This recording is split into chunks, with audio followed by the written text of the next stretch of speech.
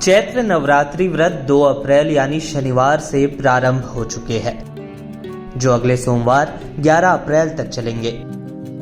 हिंदू पंचांग के अनुसार चैत्र शुक्ल प्रतिपदा के दिन कलश स्थापना के साथ इस व्रत का प्रारंभ होता है और कन्या पूजन के साथ 9 दिनों तक चलने वाले इस व्रत का समापन किया जाता है। इस दौरान शक्ति की देवी मां दुर्गा की विशेष पूजा करने की परंपरा है। मान्यता है कि जो कोई भक्त इस दौरान सच्चे मन और विधि विधान के साथ मां की आराधना करता है, नवरात्रि का व्रत रखता है, उसकी समस्त मनोकामनाएं पूर्ण होती है। माता रानी उसके सारे दुख संकट को हर लेती है। इसके अलावा चैत्र नवरात्रि के दौरान कुछ विशेष नियमों का पालन भी अवश्य करना चाहिए। इन दिनों कुछ ऐसे काम हैं जिन्हें भूल कर भी नहीं करने चाहिए। चैत्र नवरात्रि में खाने में लहसुन प्याज का इस्तेमाल नहीं करना चाहिए। इस दौरान लहसुन प्याज का सेवन वर्जित माना जाता है।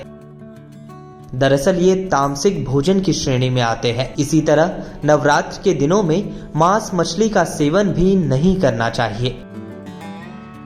ऐसी मान्यता है कि तामसिक भोजन हमारे मन और शरीर को दूषित करते हैं। इन 9 दिनों तक शराब अथवा अन्य प्रकार के मादक पदार्थों के सेवन से भी बचना चाहिए। नवरात्रि के दिनों में मां की सच्ची श्रद्धा के साथ पूजा की जाती है। इन दिनों मां के भक्तों को तन और मन से शुद्ध होना चाहिए, तभी माता रानी का आशीर्वाद मिलता है। जो भक्त इन दिनों मादक पदार्थों का सेवन करता है, उससे मां रुष्ट हो जाती है। चैत्र नवरात्रि के दौरान बाल नहीं कटवाने चाहिए और न ही इस दौरान नाखूनों को काटना चाहिए। ऐसा माना जाता है कि यदि कोई नवरात्रि के दौरान अपने बाल और नाखून कटवाता है तो उससे मां क्रोधित होती हैं। यदि आपके बाल नाखून लंबे हो गए हो तो नवरात्रि के पहले या इस काम को इसके बाद करें। इसी प्रकार विशेष रूप से नवरात्र के दौरान किसी से भी अपशब्द न कहे और न ही किसी से छल कपट करे। नवरात्रि के दिनों में चमड़े से बनी चीजों का प्रयोग भी नहीं करना चाहिए। नवरात्रि में ये चीजें अशुभ मानी जाती है। दरअसल चमड़ा जानवरों की खालों से बना होता है, इसलिए इसे अशुभ माना जाता है।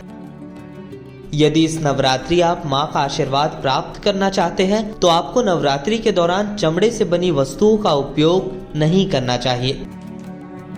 शास्त्रों के अनुसार मां दुर्गा शेर की सवारी करती हैं, लेकिन जब वे धरती पर आती हैं तो उनकी सवारी दिन के अनुसार तय होती है। यदि मंगलवार या फिर शनिवार को नवरात्रि शुरू हो रही हो तो मां घोड़े पर सवार होकर आएंगी।